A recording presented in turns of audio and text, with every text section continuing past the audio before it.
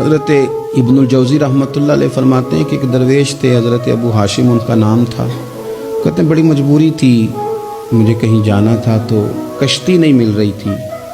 اچانک ایک کشتی گزرنے لگی تو میں بھی سوار ہونے لگا تو ملاح نے مجھ سے کہا کہ یہ ایک صاحب بیٹھے ہیں، بڑے امیر ہیں، ساتھ ان کی کنیز ہے، انہوں نے مجھ سے بک کر لی ہے ساری کی ساری، کی عقیدہ سی سالم کرا لیا ٹانگا، وہ ساری کی ساری بک کر لی ہے تو میں تو کسی کو نہیں بٹھا سکتا۔ تو وہ جو صاحب بیٹھے تھے بڑے سیٹھ آدمی تھے، کہنے لگے میاں آپ کسی اور کشتی میں، جو ان کی کنیز تھی نا وہ کہنے لگی چہرے سے کوئی نیک آدمی لگتا ہے، چلو اتنی سواریوں کی جگہ ہے، کسی کونے خدرے میں بیٹھ جائے گا، ہمارا کیا جائے گا۔ کہا اچھا چلو آ جاؤ۔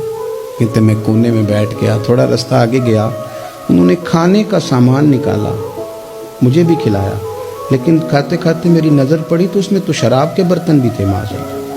پھر اس شخص نے کھانا کھانے کے بعد اس کنیز سے کہا کہ مجھے معاذ اللہ گانا سناؤ۔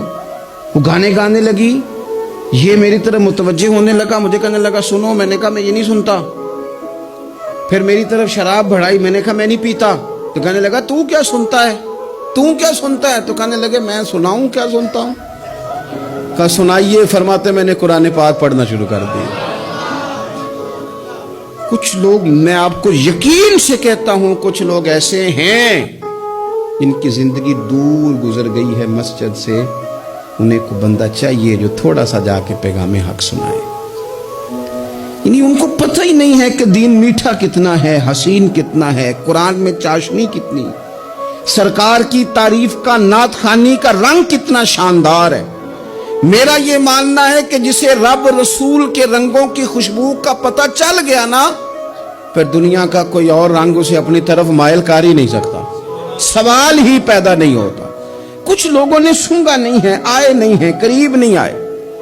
تو شیخ ابو ہاشم کہتے ہیں، مجھے کہنے لگا سناؤ نا، امیر آدمی تھا، کبھی اس طرف گیا ہی نہیں تھا، ڈھیروں لوگ ہیں جو نہیں مسجد جاتے۔ الہاکم التکاثر حتی زرتم المقابر، اللہ فرماتے ہیں کہ تمہیں دولت کی ہرس نے اتنا عجیب الجھا دیا کہ قبروں تک پہنچ گئے تم۔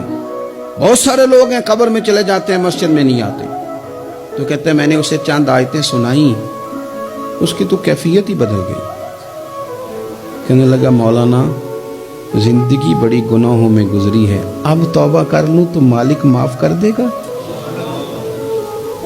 کارنامے خطرناک ہیں، پیچھے رجسٹر کالا سیاہ، معافی ہو جائے گی۔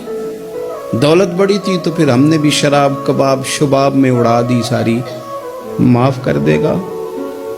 تو کہتے ہیں میں نے کہا ہو بندے کے آنے کی دیر ہے، اس کی رحمت تو فوراً ہی قبول کر لیتی ہے۔